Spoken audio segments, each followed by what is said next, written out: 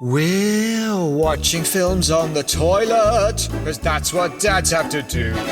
When the movie's unsuitable for your kids, then pretend you need a number two. If you need a break from your family or spouse, there's a lavatorial picture house. Watch Terminator 2 while you're sitting on the loo. Enjoy the whole of Rambo 4 with your trousers on the floor. We're watching films on the toilet. How about you? Have you ever broken a bone? I think I might have broken a finger because there was one time I was playing cricket for the school team versus Plymouth College. Boo. I'm left-handed and I didn't realise at the time, but you have to get special left-handed cricket gloves. Yeah. The reason for that is to protect your little finger. Oh, right. There's a big pad that goes over your little finger. Okay. But I was wearing right-handed once, so going across my finger was a thin piece of cloth.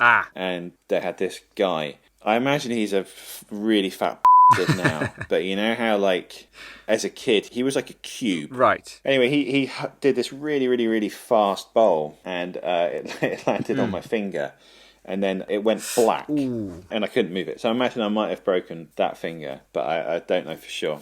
Have you ever broken a bone? I haven't broken a bone. I sprained my ankle once throwing a ball. Okay. Really put all my weight into this throw. And went over my ankle and sprained it. And I had to have crutches. Oh, jeez. That's why I'd never throw anything ever again. Yeah, that's a great reason. If someone says, "Oh, toss me the keys," nope, I'll walk them to you. Yeah, no matter how far it is. That's right. You know when you're doing that thing where you throw like a piece of popcorn into your mouth and you're doing a game. If anyone ever asks you to do that, you'll refuse and then very delicately walk over and place the piece of popcorn into their mouth. That's right. I've got in trouble for that quite a few times. Well, you've often done it on people who weren't asking for Yeah, it. that's right. Sorry, did you ask me to... Oh, no. Okay. You'll do that in the pictures. Yes. Where it's very dark so people don't really see you. Yeah. And you kind of creep up on them. Yeah. You'll sort of hide beneath them. That's right. And then your arm will just go up. Yeah. You'll pat around to see where the mouth is because you can't really see where it is. And then once you find a suitably wet orifice in the popcorn ghost. I'll sit and watch a film and then I'll lie down and wait for the next film to start. So everyone comes in and I pop it in there. I mean, and the side benefit of that is you'll wait until everyone's left and there's like a little window before the ushers go in and you try and eat up as many sweets and popcorn that have fallen on the floor as possible. That's right, hoover it all up. You often refer to those as your cinema meals. Well, there's no way I'm paying cinema prices for popcorn or sweet. So I just hoover up all the leftover sweets, popcorn, chewing gum. Sometimes I eat the tickets as well. Little bits of mud that have fallen off people's shoes. Yeah, it's worth it. Excuse me. I've been waiting out here for 15 minutes. All right. Can a guy go to the bathroom in peace? Thank you. Finally. Ouch! Ah! I've just burnt my... Excuse me. That toilet seat was scorching hot. And you're the one who heated it up with your hot caboose. I can't help if I got a warm caboose. Your caboose is not warm. It is unnaturally hot. Yeah, well, there ain't nothing I can do about that. You see, this is the problem. Whatever happened to walking around with an ice-cold caboose that would gradually warm up when you spent time on the toilet seat? You're insane. You know what? Maybe you're right. Time to cool your caboose down. Start of the episode. Has it started now? It's the start. Okay. It's the start of the episode. This is the start. I'm bored with starting at the beginning. Can we not start halfway through? Should we start with the top 5? Yes. Let's start with goodbyes. Okay. Well, Eamon, it's over to you. Keep flushing. Bye. Bye. Bye. Hey! Does that... Oh, now I don't know where to start. Do you always say hey, hey? Yeah. Hey! You know, I always do that. That's kind of your catchphrase. Yeah. I think you probably thought keep flushing wouldn't take off in the way it has. And now you're desperately trying to get your own catchphrase. I know it's... I mean, everywhere I go now... I'm assuming, because I don't really go anywhere because of the whole lockdown thing still.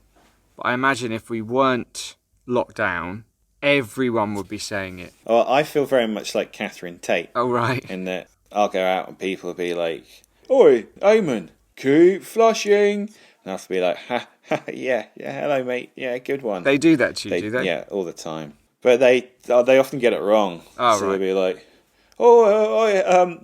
start flushing the toilet. And they'll be like, it doesn't go like that. Not like, hey, Eamon, you idiot. Yeah, some guy came right up to my face and nutted me. Yeah. And I was just like, that's not how the catchphrase goes at all. It's keep flushing. Yeah, to keep flushing. It's not breaking my nose. I can see, how we got there, that misunderstanding. Yeah. That makes sense, actually. I mean, out of politeness, I still thanked him. Oh, of course, you're a very polite man. Thanks, mate. Thanks for listening to the show, yeah? Yeah, I did say that. Yeah, thanks for that. Leave us a review, yeah? And I'm hoping that hey will catch on in the same way. I'm sure someone else owns that. No, it's mine.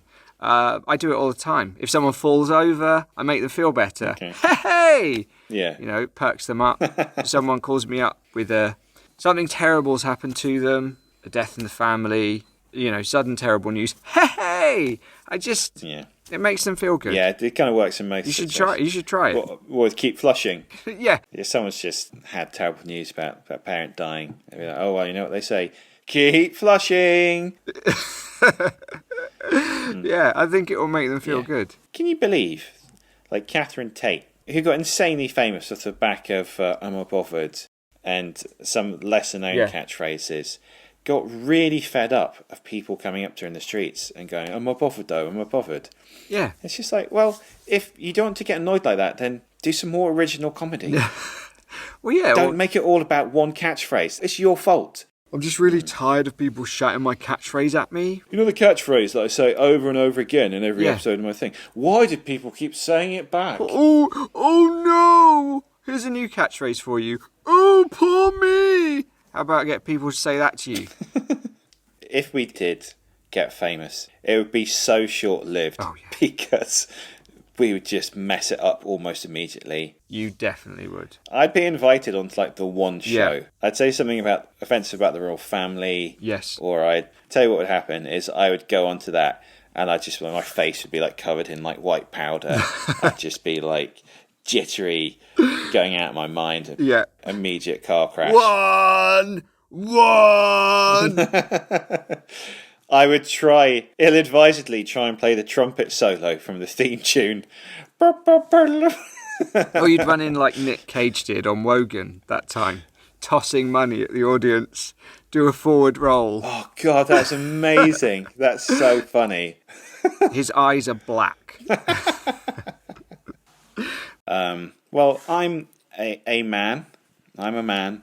Oh, we're not famous enough to not have to explain what this podcast's about yet. Oh, not yet, Ben, no. So this is Watching Films on the Toilet, a podcast about a couple of dads who have very little time and very many children. So we have to go and watch the films that we want to watch, which are normally violent, on the toilet. Ben referenced our very many children there. How many do we have, Ben, in total? Ooh.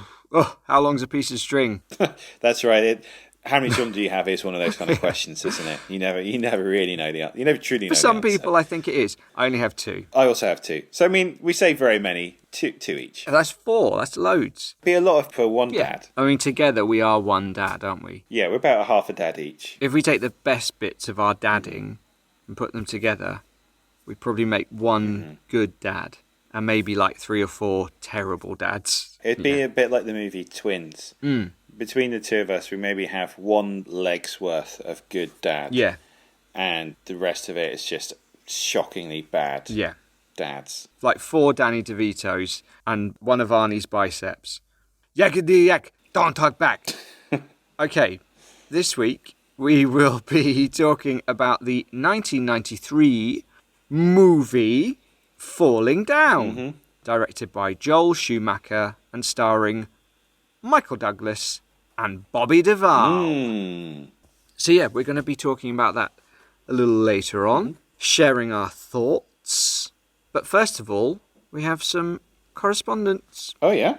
So last week, Eamon, you read a bit of toilet news. It was from Plymouth, and on the Devon side of the River Tamar, known as the Saltash Passage, they were having a lot of trouble with people soiling their beach Yeah. and doing inappropriate things. So I suggested, fix that. We should basically destroy the other side of the Tamar on the Cornwall side in Saltash, make it look much, much worse to make those guys in Devon feel better. Now, my dad lives in Saltash, and turns out he's not very happy about that. Oh, okay. Didn't like the plan. So he wrote a letter to Watching Films on the Toilet HQ. So I've read it. I don't think it was meant for me. Oh, okay. Anyway, I'll share the letter with you. This is from my dad. Dear Eamon, I hope this letter finds you well. I am writing to address a situation that has troubled me to my very core. I feel I would not be fulfilling my duty as a father to you and Ben if I did not mention it. Yeah. I know the two of you make a lot of daft jokes on your podcast, and to you, Eamon, they're just provocative barbs designed to draw attention to your show. But Ben has always had trouble separating fiction and reality, and I can't help feeling he's about to do something he might later regret. This brings me to your proposed plan to desecrate Saltash. I thought nothing of it until I received a Facebook invitation to the event, along with 25,000 other attendees. Sure, I enjoy a good knees up as much as the next bloke, and I have nothing against a group of friends blazing reefer together in a field or car park. I've even been known to climb into one of my canoes, zip up the protective cover, and hotbox myself into a semi-conscious daze. But what I cannot condone is the suggestion... Oh, Dad. But what I cannot condone is the suggestion that partygoers should do their business on the banks of my hometown. As I said, to you this may be a joke, but with Ben at the reins, I feel it could become something else entirely. You may not be aware of this, but he has a history of practical jokes that get completely out of control. Just recently, he erected a statue of me in the Saltash town centre, dressed as Popeye, holding a can of exploding spinach.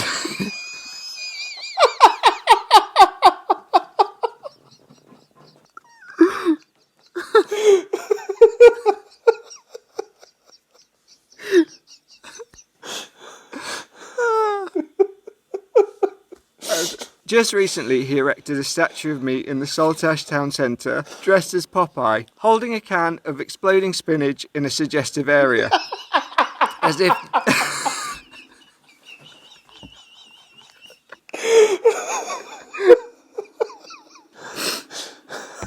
Oh, all right. As if this wasn't bad enough, he hired 100 football lads to guard it. And in a drunken rampage, they destroyed all the benches in the local area. And let's not forget the time he glued all my furniture to the ceiling, like the monkeys do at the end of the twits. Ben, who does not have the knowledge or tools of an accomplished tradesman, used glue that was far from strong enough for the job, and a falling modem nearly took off the end of my foot. And in case you're not convinced of his appetite for anarchy, I'll leave you with this. In 2010, he painted an 8x10 foot picture of the Prophet Muhammad and hung it from the Tamar Bridge with my name signed at the bottom.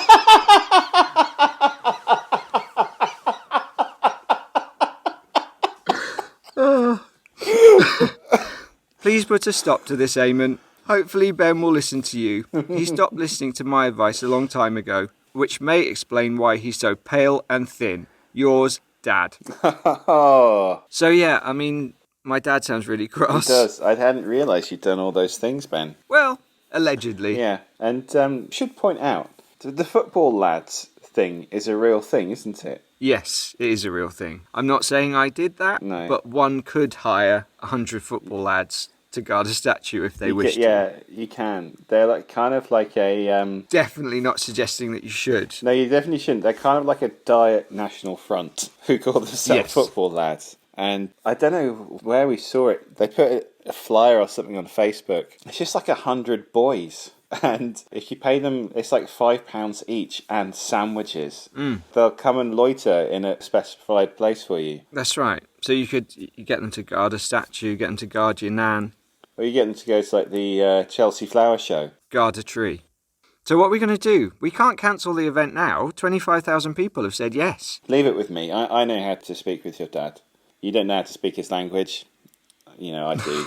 So it's maybe best if you leave it up to me. Okay, I'll let you deal with that. Thank you. Now, got some toilet news for you, Ben. Toilet news! Another pandemic shortage, toilet paper, hand sanitizer, and now bubble tea. Bubble tea? Yeah. Have you ever had a bubble tea? No? No. What's a bubble tea? It's like a drink, usually made with coconut milk or something else kind of sweet. And then they put these little jelly bubbles in it. Like it's like a textural element. Sounds like sweets. Yeah, it's kind of like a sweet, yeah. Is it hot? No, it's cold drink, Ben. I don't drink tea. No, you're not really much of a hot drinks person, are you? No, I don't do no hot drinks. You like the cola, don't you? Oh, I do. Sometimes you'll pour like a litre of cola into a kettle and boil that up Yeah. and drink that. Yeah, that's different. Piping hot. Oh, yeah, I wait for the whistle of the kettle and then I'll Yeah. down it. Straight away. Boiling Coke. Yes. And how many teeth do you have again? Well, I have a full mouth of fake teeth. Oh, yeah. Your lovely fake teeth. But no one knows the difference. Yeah, they're authentic elephant ivory, aren't they, Ben? Beautiful, dull yellow. Made of pure If you're ivory. going to have fake teeth, you need to spend. You need to get the very best. Yeah. You're actually a brand ambassador for ivory, aren't you, Ben? Well, it's funny you should mention that because I think it's about time I introduced our new sponsor.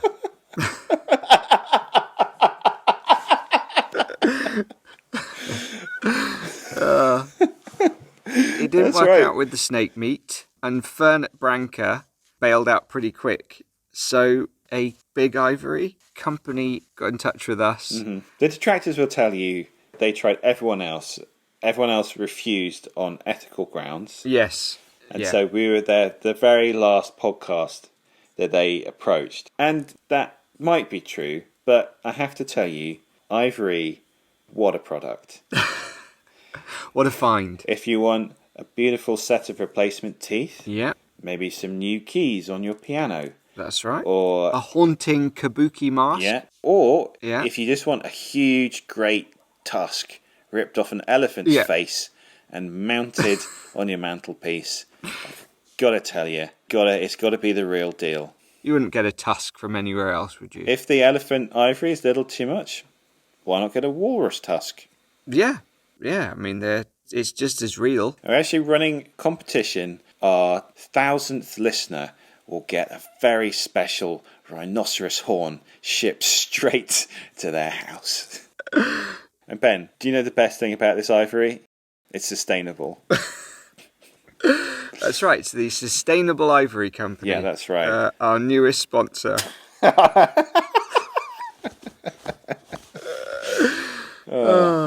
So, this week we watched Falling Down. Certainly did.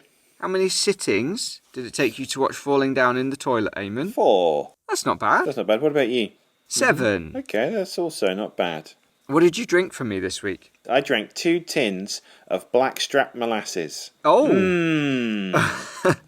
sounds quite thick. It is more of a food than a drink, Yeah. so my wee is 3 seconds. 3 3 seconds. No, really, but it is 58 seconds. Oh, that's not very long. Yeah. Tell you what, if you ever want to freak out your children, eat about 3 massive tablespoons of molasses, which is incredibly black. Yeah. And make sure a lot of it's like falling out the sides of your mouth. Yes. And just like run into their bedroom as they're going to sleep and just go like, night, night, like that. They love it. They think it's hilarious. Classic dad jokes. I'm ready. 58 seconds. On your marks, get set, go. So, Michael Douglas plays your average white-collar fascist who completely snaps after his air conditioning stops working while he's stuck in a traffic jam.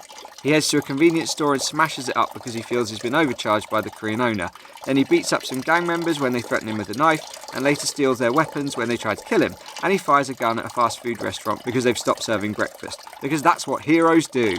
Then there's Robert Duvall, who plays a tolerant cop counting down the hours at his desk before he retires prematurely because his disturbed wife wants him to.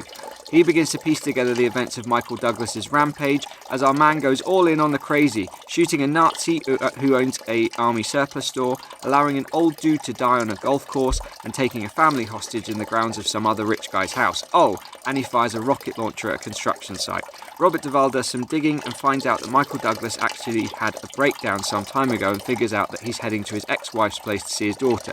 Eventually, Robert Duvall catches up with him, but not before he finally grows a pair and puts his unstable wife, who's still grieving the death of their child, in her place, and tells her she better have his damn dinner on the table when he gets home. Lads! He also assaults a fellow officer, but it's okay because he cracks the big case and shoots Michael Douglas off the end of a pier. The end. So that is 1 minute 16. Nice job there, Ben. Thanks. Falling down. Well, Michael Douglas's character defends.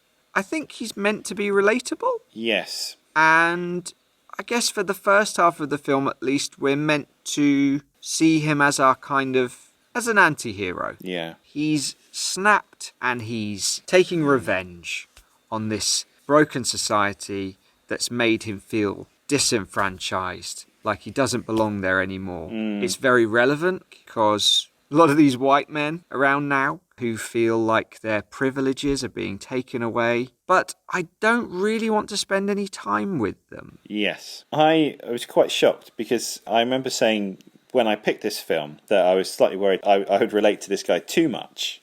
Yeah. As it turns out, not an issue because the escalation of his breakdown is just so ridiculous. It's just unrelatable. Yeah. Because conceptually, it's such a great idea for a film. Yeah. A regular person pushed a breaking point and then Yes. they go on a rampage. Yeah. Unfortunately, as you said in your summary, his air conditioning doesn't work, so then he decides to go and kill a bunch of people. That is essentially how quickly it escalates. That's right. It's way too much, and I think maybe if the film had started at the point that he was fired from his job, and then you see the escalation of the mental turmoil and things getting to him, it would have been far stronger. But as it goes, you're just expected to get on board with this guy going haywire immediately, and it's just too much too soon. Yes. The performances of pretty much everyone, maybe apart from Robert Duvall, remind me of something like RoboCop, where I felt like it was satirical, because no one is that obnoxious. Right, okay, I've never been to LA, admittedly, but the way everyone behaves in that film is so egregious, so obnoxious and hateful. Yeah. It's just doesn't bear any resemblance to real life. Yeah, I mean, I was thinking of something like Joker, which is another breakdown movie.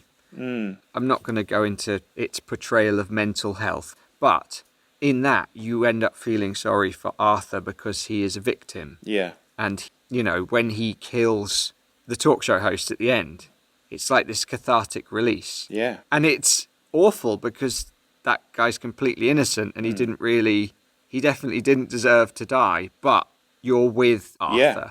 In this, Defense is not a victim. Yeah. He thinks he is, and in that respect, it makes an interesting experiment in the film, but it's very hard to sympathise with him. Yeah, that's a really, really good film set alongside it because it's someone who ends up doing something just as despicable by the end. Yeah. But because of the way the character is handled, you sympathise with him all the way. And it's just, it doesn't feel quite enough to be satire. No, I agree.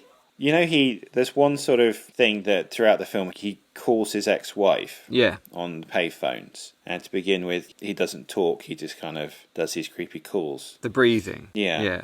Have you ever done any crank phone calls? You know what? What? I think we did one together when we were at school. I know the one you're talking about. And I'm not suggesting that anyone should do this. We phoned... It was a random number. From a payphone, and we sang Happy Birthday. Yeah. Do you remember the name that we sang Happy Birthday to? Who we said? Monroe. Monroe. Happy birthday, dear Monroe. That's right. We sang Happy Birthday, the whole of the song. Yeah. And then the guy at the other end was like, "Oh, it's not my birthday. It's not Monroe." And then our friend Russ, we got him to say, "Mate, this is not a joke. I'm calling from Jamaica." That's Put right. on Monroe. God, God, I'd completely forgotten about that. But you know what? I think that's almost like an acceptable crank call because It was funny. It was funny, and we're not really making fun of that person. That was just like a silly situation. Yeah. So, in short, please go out and do that. You have our blessing. Yeah, but don't call an ex-girlfriend or ex-boyfriend and just be silent on the end of the phone, Oh no, because that's weird. it's rarely funny. It's not funny, is it? Rarely, it's rarely funny. Yeah, all right, we'll go with rarely. But yeah, the awful people he finds. The only place I've actually experienced that kind of unpleasantness is Waitrose. Oh yeah, That is where I've had the most beef. and you're talking from- about hostilities. You're not talking about buying kilos upon kilos of beef mince. I have bought a lot of beef there, but I've also see. experienced a lot of hostility. One woman, I think I was coming in the entrance. She was convinced that it was the exit. It wasn't. And she pushed her Yeah. trolley against mine and tried to push me out of Jeez. the exit. So yeah, she pushed me out of the way, and I just let her pass because I was actually quite afraid of what But she you would did do. take all the beef mince out of her trolley, didn't you? Yeah, during it's like a pickpocket. It was like that slick bit in Ocean's 11 when Matt Damon steals a wallet off that Yeah. guy. It's just like that, except it was 750 grams of lean mince meat. It was. What about you? Have you ever gone defence for the day? I have, you- yeah, I absolutely have. And you must have been expecting this. Oh, Ben. right. I'd have at least one story like this. So there's a sushi chain called Wasabi, and every day I used to go to the one store, and I used to get the same thing every day. Right. And they did a really nice chili sauce that I really, really liked, and they did these little pots of it. But it was always quite random as to whether or not Yeah. they'd have the chili sauce in. Sometimes they would, sometimes they wouldn't. And I remember going to one day, Right. and they didn't have it, and I said to the guy, "Oh, do you have any of the pots of chili sauce?" And he was like, "No, we don't have any." And I was like, "But you do sometimes." He's like, "No, we never have. We never sell it." And I was like, "Yes, you do." And he's like, "No, we don't, and we never have." So I was so cross. I walked a mile to another Wasabi, bought a pot of the chili sauce, and I walked a mile back, and I walked straight up into the counter, and I was just like, there's the chili sauce. I just bought it in another Wasabi. Tell me you're a liar. And he just kind of like was like, "Yes, I lied. I did lie." And I was like, "Thank you." And I stormed out. Yeah. Wow, that's proper defence right there. There's literally no embellishment in that story. That happened as I just described it. I mean, you were wronged. You were actually wronged. Unlike Michael Douglas's character, who, well, no one did anything wrong. No, one thing I really made me feel really uncomfortable actually is how racist a lot of the depictions of minorities in this were. You know, a skinflint Korean store owner Yeah. and the violent Hispanic gangbangers. They just seemed all so surface level. Well, yeah, there was no positive representation of diversity whatsoever, really. No. Everyone was awful, Yeah. except Robert Duvall's character, who I guess he is the only person that defense might listen to, might be able to relate to. I was wondering this. Do you think they're like two different sides of the same coin of aging men and how they feel in the world? I think so. I think Robert Duvall was someone who possibly could have been pushed to the breaking point, but was very tolerant. You know, all the cops were mean to him, filled his desk with sand, but he still managed to be vaguely decent. I mean, with the exception of the talking to that he gives his wife, which was really weird. That was something else that I found troubling, and you alluded to it in your summary. The wife is shown to be this real nag. Yeah. The old ball and chain type thing. But then you also find out that they've been suffering from a really traumatic loss. So it's like, Yeah. you can't have it both ways. You know, you No. can't make them out to be like a pain in the arse if they've gone through something horrific like that. You Yeah. can either have them be a pain in the arse because they are, or they've gone through something really sad and now they're disturbed. Yeah. Everyone was just really annoying. And I suppose that, in theory, adds weight to Michael Douglas's breakdown. But actually, it just felt really awkward. I'm going to say a few things that I did like about it. Yeah. When he's in the fast food restaurant and he's asking all the people how they think about the food, and there's one woman who just vomits. And she vomits in a really funny way. She just goes, That reminds me of Philly Leotardo's death in The Sopranos. oh, God, yeah. Which, Right. oh, Philly! When the truck rolls over his head and then that Yeah. guy just throws up. Just cuts to a guy vomiting. Yeah, that was good. I did like on the golf course, he has a great line to the guy who's having a heart attack. He says, "Now you're going to die wearing that stupid little hat." I thought that was pretty funny. But that was horrible. He just let him die. But he's so again, that guy is so obnoxious. I had no sympathy But for him. he didn't deserve to die. Yeah, I didn't make a list of things I liked. I did like the way the film was shot. I like the closeness. I like the heat haze. It felt hot and Yeah, it sweaty. did, yeah. I'd say Falling Down was a challenging movie.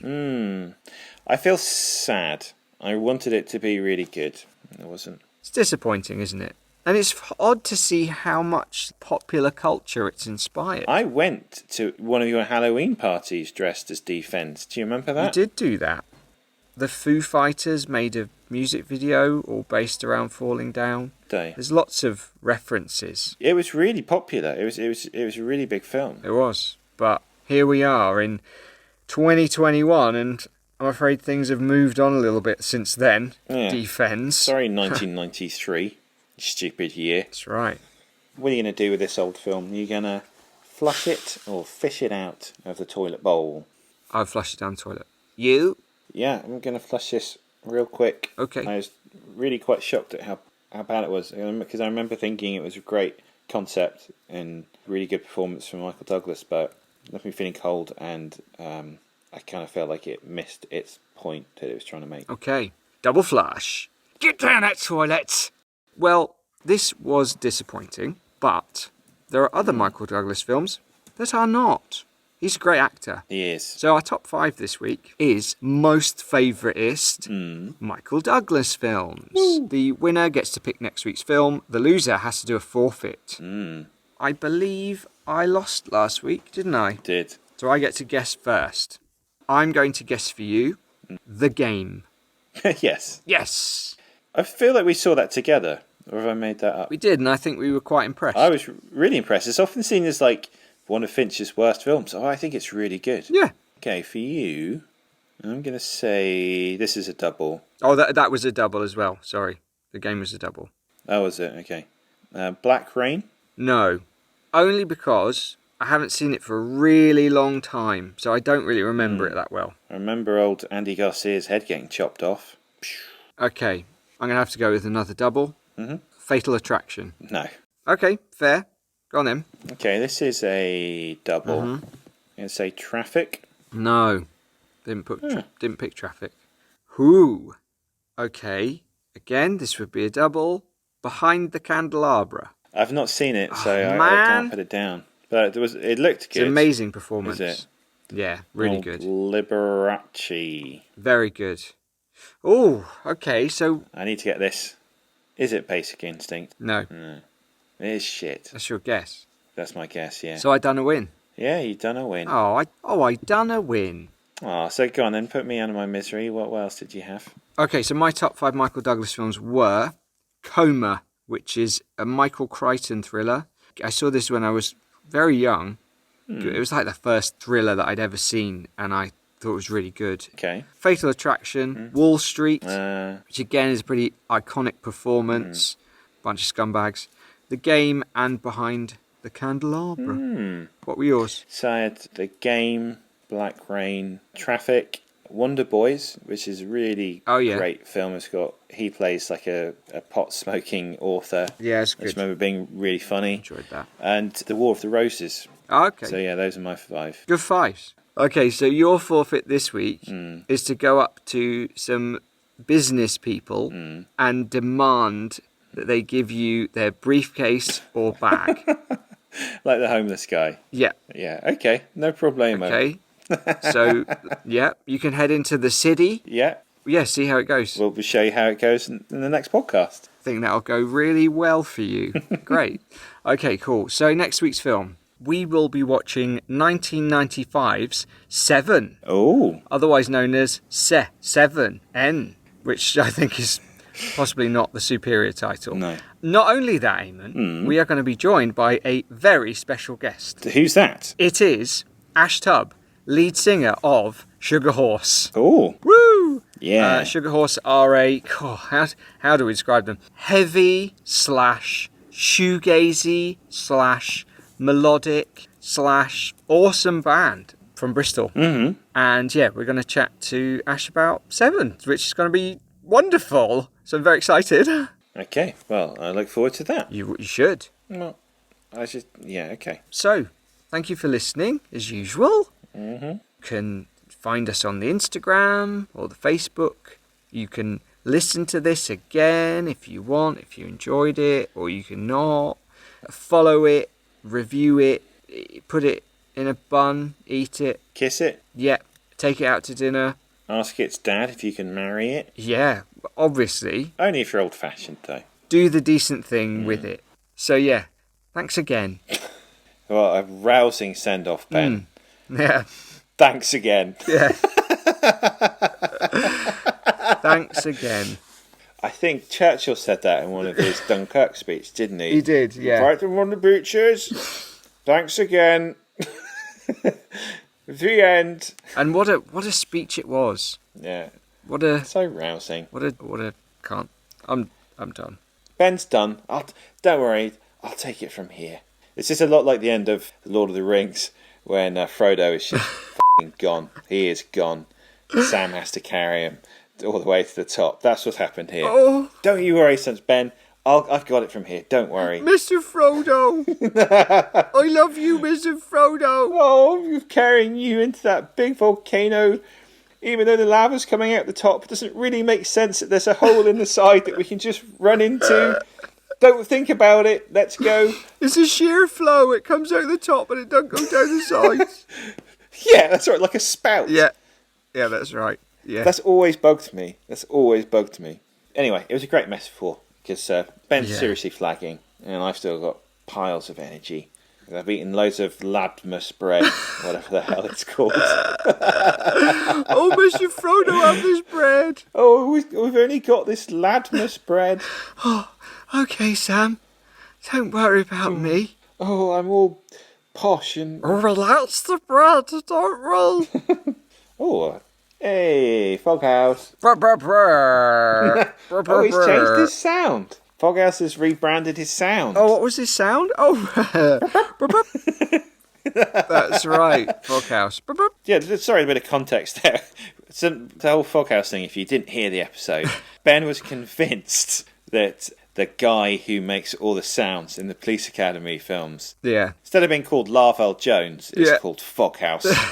He was absolutely convinced that guy's name was Foghouse. Still not sure why. One of those mysteries. Anyway, thanks for listening. Yeah, I've said it already. No, but you said it when you were going massively downhill, so... Oh, this is like the third Lord of the Rings film now with 600 endings. That's right. This one now is the sad ending that'll have you in absolute bits.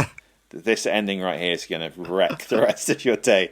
Oh Mr. Frodo, well, I don't like Everyone it. Dies and everyone's just like crying their eyes out. Anyway, just wrap it up. Yeah, all right, let's wrap this bad boy up. Okay, thanks very much. Thanks again, and no, let's string this out. Come on, let's really string it out. So thanks again. Yeah, thanks again. Ben I'm only doing this for my own enjoyment. Ben looks absolutely knackered. He's rubbing his eyes. He can barely stay awake. Oh, his little face. Anyway, okay, well, that really is goodbye. Was there something else you wanted to say? Thanks again. Thanks again. And and if you're interested in listening to more of the podcast...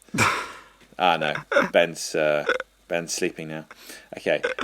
Goodbye again. And keep flushing. Bye.